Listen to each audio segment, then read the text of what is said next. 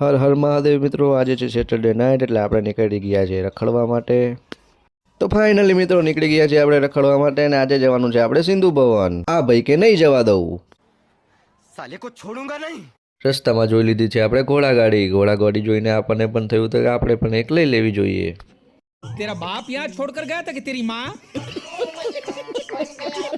Finally મિત્રો આપણે આવી ગયા છીએ સિંધુ ભવન ઉપર ને જે ભાઈ અહીંયાનો નજારો હતો ભાઈ સાહેબ, તો જોઈ લો મિત્રો. આ છે અહીંયાનો કંઈક આવો નજારો. જે લોકો અહીંયા નથી આવી શક્યા એ આજે આપણા વ્લોગમાં જોઈ લો. તમારા ભાઈની ખાલી સ્માઇલ જો, આય હાય હાય. અને પછી તમારો ભાઈ સ્માઇલ કરતા કરતા આવી ગયો છે સિંધુ ભવન વાળા શોપિંગ ફેસ્ટિવલમાં.